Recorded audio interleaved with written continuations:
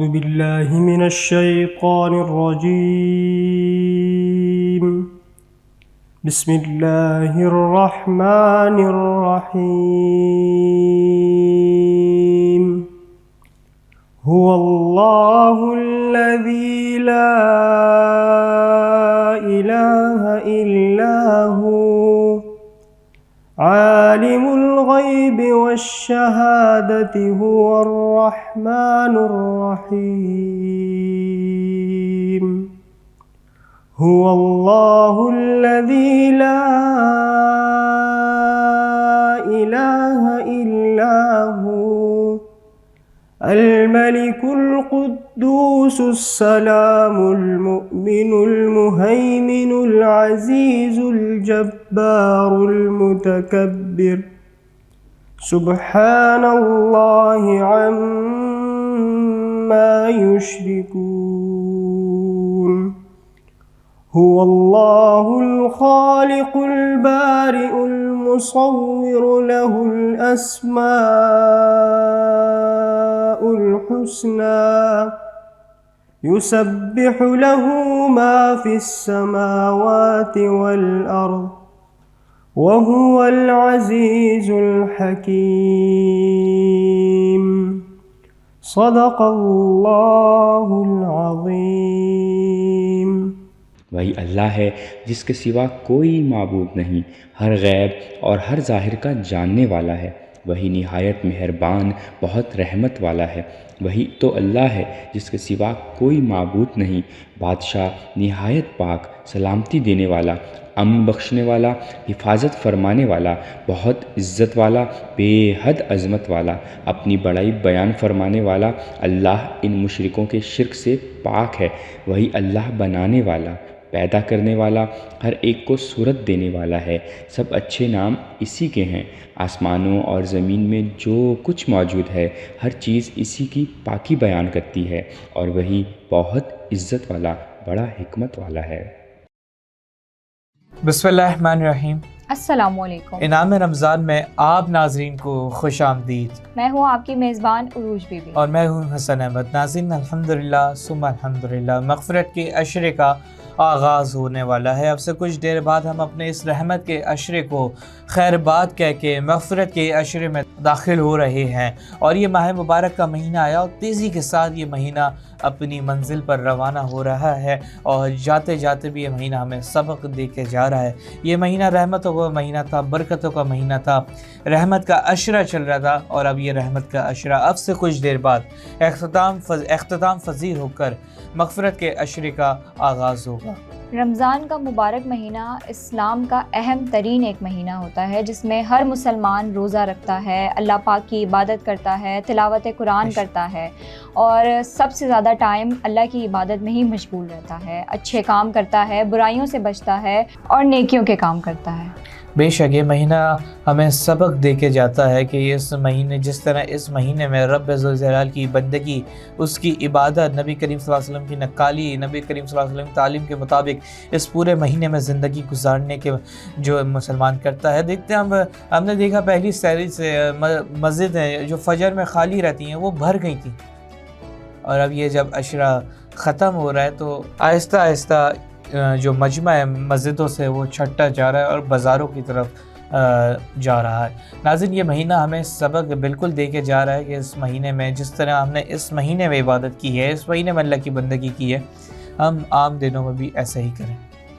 اس مہینے میں ہر انسان جو ہے اپنے اخلاق سے دوسروں کے ساتھ اچھا پیش آتا ہے اور عدل و انصاف سے کام لیتا ہے. ہر انسان کے ساتھ حسن سلوک کرتا ہے اور ہر اس کام سے بچنے کی کوشش کرتا ہے جس سے اللہ پاک اسے گناہ دیں، اور توبہ کرتا ہے. سب سے زیادہ اس مہینے میں ہر انسان، ہر مسلمان دعاؤں میں اسی چیز کی معافی مانگتا ہے کہ یا اللہ ہمارے سارے گناہ معاف فرما دے. اور معافی تو مانگتا ہی مانگتا ہے، مغفرت مانگتا ہی مانگتا ہے، لیکن اس مہینے میں اللہ رب العزت سے دعائیں بہت مانگ رہا ہوتا ہے کہ اللہ ہمیں فلانا کام دلا دے، ہمارے نصیب کھول دے. اس طریقے سے یہ بہت سی دعائیں ہوتی ہیں، کیونکہ ظاہر یہ قبولیت کا لمحات ہوتے ہیں. بندہ جب روزہ دار پورا دن بھوکا پیاسا رہتا کہ جب افطار کے وقت وہ اللہ کی بارگاہ میں ہاتھ اٹھاتا تو اللہ تعالیٰ اس روزہ دار کی دعاؤں کو رائے گاہ نہیں جانے دیتا. ایسے ہی سحری کے وقت بھی اللہ تعالیٰ دعاؤں کو رائے گاہ نہیں جانے دیتا. اور یہ دعائیں جو ہیں بندے کی یہ محبت دکھاتی ہے کہ وہ صرف اپنے رب سے مانگ سکتا ہے اور کسی سے نہیں مانگ سکتا. تو ناظرین ہمارے ساتھ موجود ہیں آج طاہر شیخ، بسم اللہ کریں. میں تو پنجتن کا غلام ہوں، میں تو پنجتن کا غلام ہوں، میں غلام ابن غلام ہوں، میں تو پنجتن کا غلام ہوں. انہی کی بات ہے میرے سامنے، وہی ذات ہے وہی جن کو شیر خدا کہیں، جہ باب صلی علی کہیں، وہی جن کو آل نبی کہیں، وہی جن کو ذات علی کہیں، وہی پختہ ہے. میں تو خام ہوں، میں تو پنجتن کا غلام ہوں، میں تو پنجتن کا غلام ہوں. سبحان اللہ، ماشاء اللہ، کیا سبحان کہنے ہیں بھائی، واہ. بہت بہت شکریہ آپ کا طاہر شیخ کہ آپ نے بہت ہی خوبصورت آواز میں اپنا کلام پیش کیا. اور ناظرین اب سے کچھ دیر بعد کچھ لمحات رہ گئے، ہم اس اپنے رحمت کے عشرے کو خیر بات کہنے جا رہے ہیں اور مغفرت کے عشرے میں داخل ہوں گے. اور ہم اللہ سے رب الجلال سے دعا ہی کر سکتے ہیں کہ اللہ ہمارے آنے والی جتنی زندگی رہ گئی ہے اس میں خوشیاں ہی خوشیاں رکھے اور اپنے صحیح معنوں میں اپنا بندہ مومن بنا کر فرما برداری والی زندگی نصیب عطا فرمائے. یہاں وقت ہوا ایک چھوٹے سے بریک کا، بریک کے بعد حاضر ہوتے ہیں.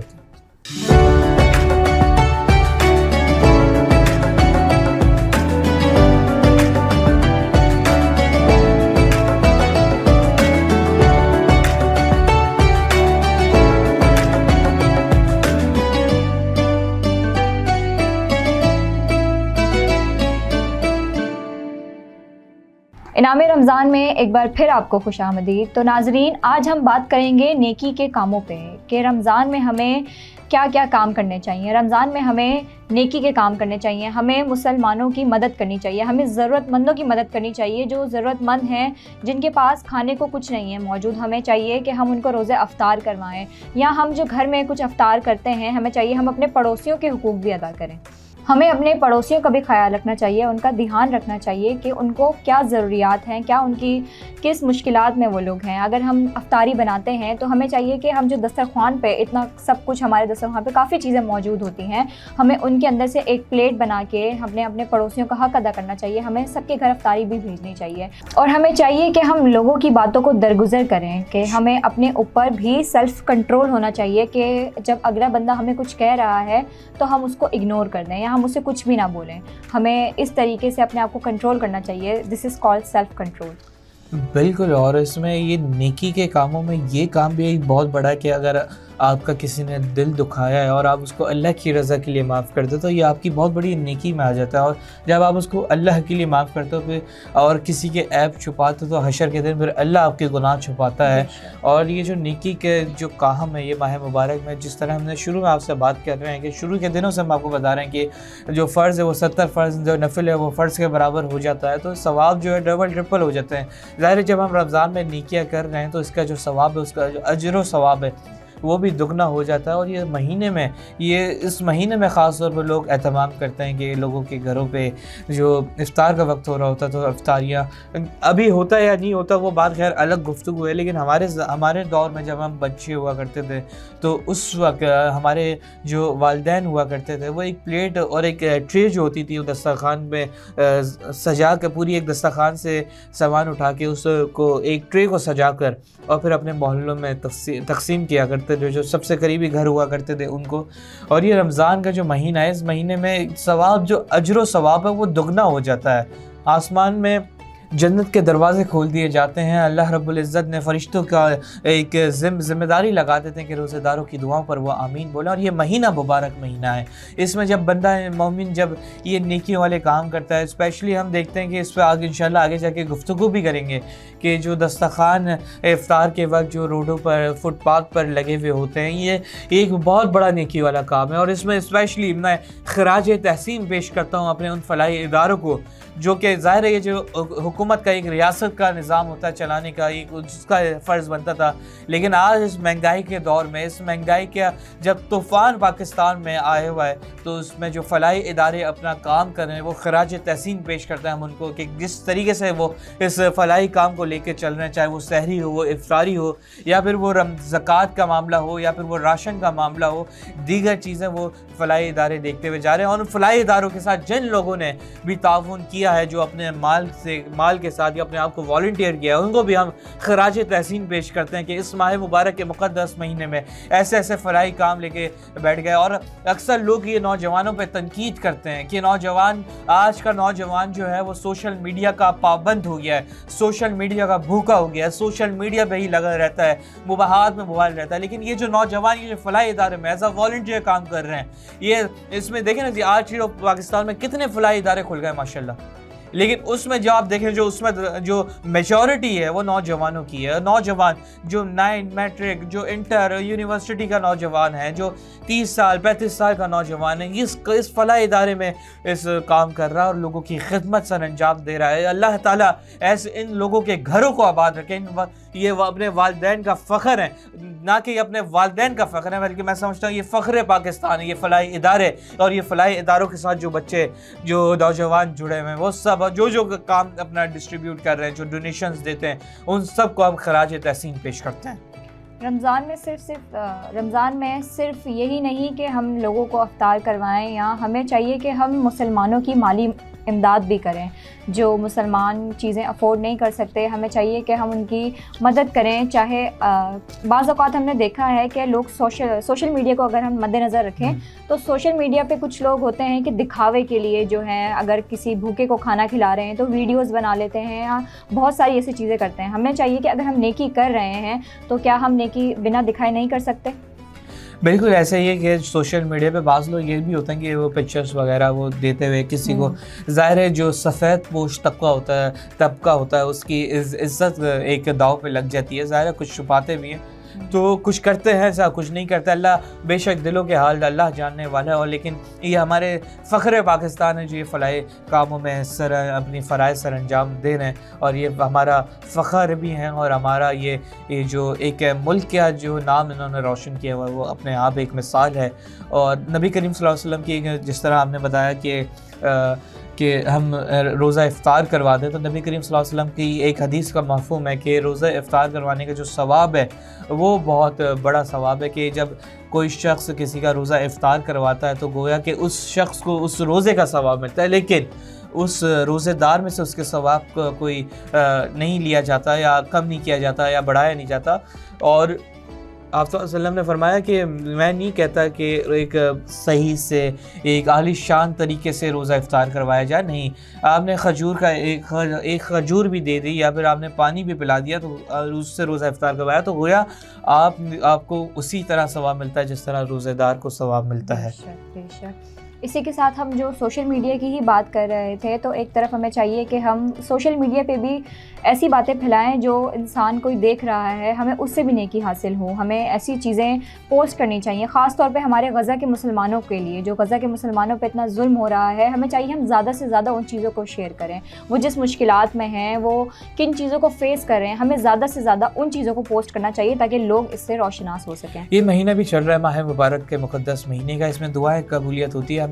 ہم جس طریقے سے اکابرین امت کا فتویٰ ہے کہ جس طریقے سے ہو سکتا ہے، جو اسرائیل اور اس کے اعلی کار، امریکہ اور برطانیہ، دیگر جو بھی اس کے شریک ہیں اس ظلم اور بربریت میں شامل ہیں اسرائیل کے، ان کے خلاف جتنا ہو سکے، جس پلیٹ فارم سے ہو سکے، جس طریقے سے ہو سکے، ان کے خلاف آواز اٹھائیں اور ان کو گندہ کریں. اور یہ ایک جہاد بھی ہے کہ آپ لڑ نہیں سکتے تو اس کو آپ قلم کا جہاد کریں، قلم کا نہیں کر سکتے تو منہ کا جہاد کریں، وہ زبان کا جہاد نہیں کر سکتے تو گویا آپ اپنے دل میں ہی اس کو برا مانیں. لیکن ہم زبان کا جہاد تو کر سکتے ہیں، ہم اس پہ آواز اٹھا سکتے ہیں، اور آج بھی ہم اٹھا رہے ہیں، اور ہم نے شروع سے اس چیز پر ہم آواز اٹھاتے ہوئے آ رہے ہیں. یہ بھی نیکی کا ہی کام ہے اگر ہم فلسطینی مسلمانوں کو اپنی دعاؤں میں یاد رکھیں، اور ان کے لیے اب جو سوشل میڈیا ہمارے پاس ایک بہت بڑا پلیٹ فارم ہے، ہم اس پہ آوازیں بلند کرتے رہیں. ہمیں چاہیے کہ فلسطینی مسلمان بہن بھائیوں، بچوں، بزرگ جتنے بھی لوگ ہیں ان کو اس مشکل گھڑی سے نکالیں. اس پر ایک بہت اچھی بات ہے کہ مشکل وقت میں دوسروں کے کام آیا کرو، کیونکہ مشکل وقت سب پر آتا ہے، کسی کا صبر دیکھنے کے لیے اور کسی کا ظرف. کیا بات ہے، بہت گہری بات کی ہے آپ نے. اور اس بات پہ ہمیں یہ ایک حقیقت ہے، یہ بات یہ جو آج فلسطین میں ہو رہا ہے، خدا نہ خواستہ یہ ہمارے ساتھ بھی ہو سکتا ہے. اللہ نہ کرے ایسا وہ دن آئے، لیکن ایک مثال لے لیں کہ ہمارے ساتھ بھی ہو سکتا ہے. اور جو ہم آج خاموش بدھ بن کے بیٹھے ہوئے ہیں، تو کیا یہ جو فلسطینی ہیں جو ان کے ساتھ ہو رہا ہے، کیا ابھی ہمارا ساتھ دیں گے، یا دیگر ممالک ہمارا ساتھ دیں گے جو مسلم برادر ممالک ہیں؟ کیونکہ یہ ہمیں اپنے پہ رکھ کے سوچنی چاہیے، کیونکہ مسلمان دوسرے مسلمان کا بھائی ہے. اور ایک بھائی کی مثال ایسی ہے کہ جیسے جسم کا ایک وجود اور ایک وجود میں کوئی تکلیف خدا نہ خواستہ کوئی خروج آ جائے، کچھ ہو جائے تو پورا جسم بے چین رہتا ہے. تو ایسے ہی مسلمان کی مثال ہے کہ اگر ہمارے کسی مسلمان کو کوئی تکلیف ہو، کوئی پریشانی ہو، تو دوسرے مسلمان بھی اس کے لیے بے چین اور بے تاب رہے.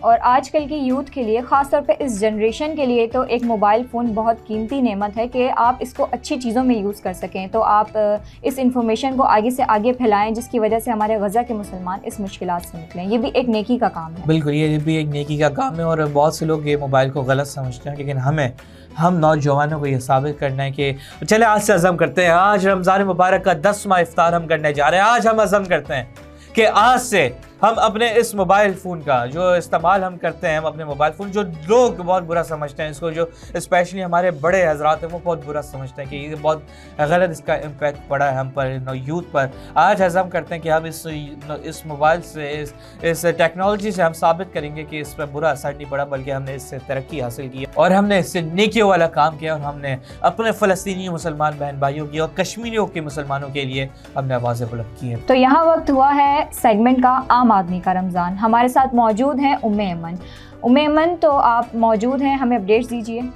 جی ام ایمن، آپ اس وقت کہاں پر موجود ہیں اور کیا لوگوں کی صورتحال ہے اس وقت اور کیا لوگ دیکھنے کو مل رہا ہے آپ کو؟ جی، تو ہم موجود ہیں کراچی کی سب سے مشہور جگہ امپریس مارکیٹ میں. مرکزی اور مصروف جگہ واقع صدر میں موجود امپریس مارکیٹ کراچی کی سب سے مشہور اور قدیم مارکیٹ ہے. اس مارکیٹ کی تعمیر انگریزوں کے دور حکومت میں 1889 میں مکمل ہوئی اور اس کا نام ملکہ وکٹوریہ کے نام پر رکھا گیا. 130 فٹ لمبی اور 100 فٹ چوڑی اس مارکیٹ میں 280 دکانوں پر مشتمل گیلریز بنائی گئی ہیں.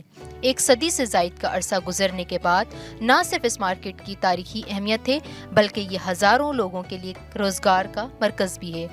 یہاں موجود دکانوں پر نہ صرف مقامی خریدار آتے ہیں، بلکہ یہ سیاحوں کے لیے بھی ایک دلچسپ مقام ہے، جہاں سے وہ کپڑے، پھل، سبزیاں، مسالہ جات اور جیولری اور ہر طرح کا ساز و سامان لیتے ہیں.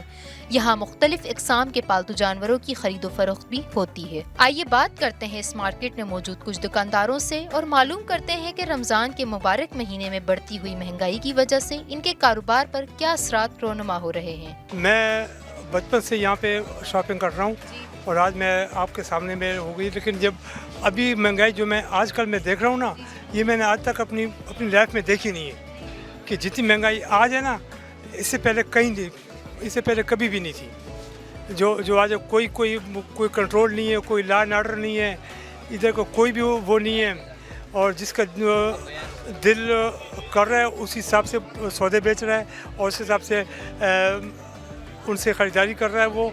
और बस ये कोई अभी मैं बहुत ही मायूस हूँ, तकरीबन अपसेट हैं, बहुत फ़र्क नज़र आ रहा है उसमें। फिर भी कुछ थोड़े बहुत हाँ रीज़नेबल कोई प्राइजेस थे, लेकिन आज तो बिल्कुल यानी कि आउट ऑफ रेंज है। वो अलग है, वो एक अलग है कि वो और अलग बढ़ गया वो उस समय और भी परेशान किया हुआ है।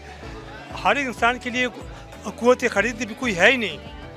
अब हम जो अपने जिस बजट के हिसाब से हम यहाँ पे ये शॉपिंग करने के लिए आते हैं, अब सिर्फ हम लोगों ने मसाले जो है ना, यही तकरीबन कोई 5-6 हज़ार रुपये के मसाले लिए हैं। तो राशन को तो आप छोड़ें, वो तो 40-50 हज़ार रुपये में आ जाता है। ये एक सिर्फ 3-4 उसकी फैमिली के लिए, और बाकी जो है ना ये बिल्कुल बहुत ही मुश्किल का सामने हम लोगों को।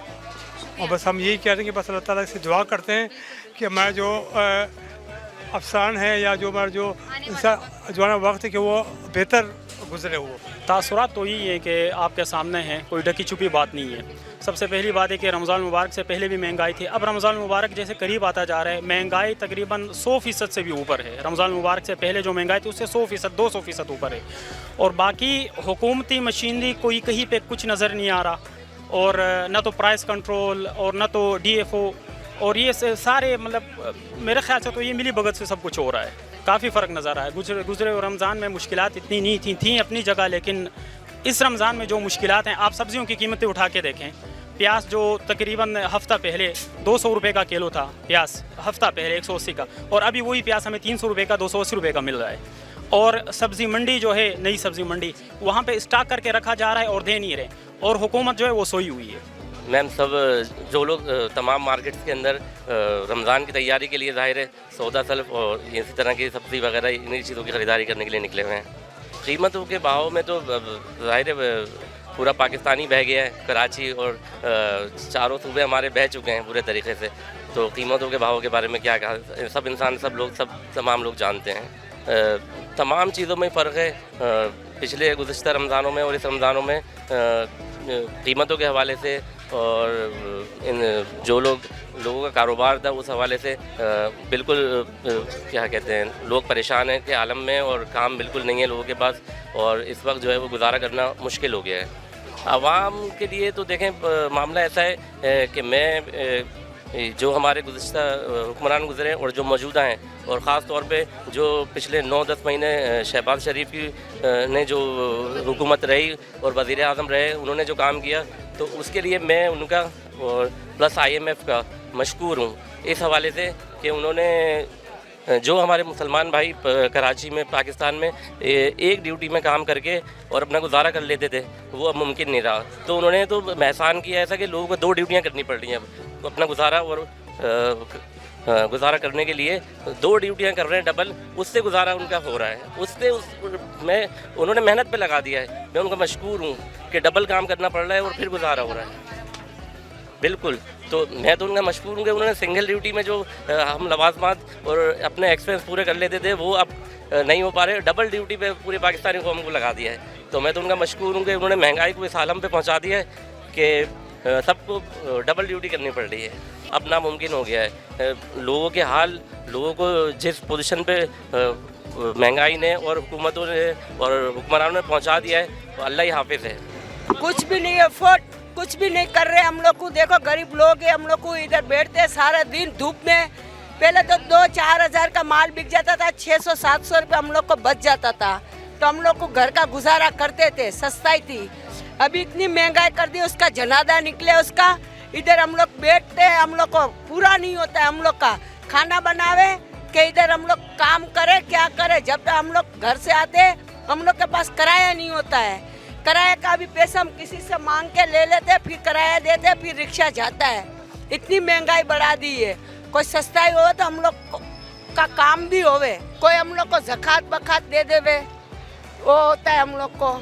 गरीब लोग को दे दे, हम लोग को इधर बैठे हुए धूप में। देखो पिछले रमज़ान में तो थोड़ी सस्ताई थी, हाँ, अभी तो बहुत ही महंगाई है, ये रमज़ान की तो अभी पता नहीं, अभी तो देखो दाम तो गिरा ही नहीं है, हम नहीं कुछ भी नहीं हुआ है अभी तक तो।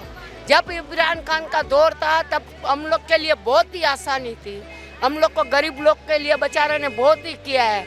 हम लोग को देखो अभी इधर ये पता नहीं कौन बैठा है, हम लोग का तो काम ही नहीं हो रहा है, लोग बाहर ही नहीं निकलते, तो हम लोग का काम क्या होगा बेटा। मैंने इस वक्त हमें इम्प्रेस मार्केट से अपडेट कर रही थी और ताजिरों के और आवाम की जो तासुरात माह मुबारक के महीने के हवाले से उससे हमें आगाह कर रही थी। उम्मे आपका बहुत शुक्रिया। उम्मे ऐमन आपका बहुत शुक्रिया, आपने हमें अपडेट दिया कि किस तरीके से उन आवाम को क्या क्या मुश्किलात पेश आती हैं। इसी के साथ हमें दीजिए इजाज़त, ज़िंदगी रही तो फिर मुलाकात होगी, दुआओं में याद रखिएगा। अल्लाह हाफ़िज़।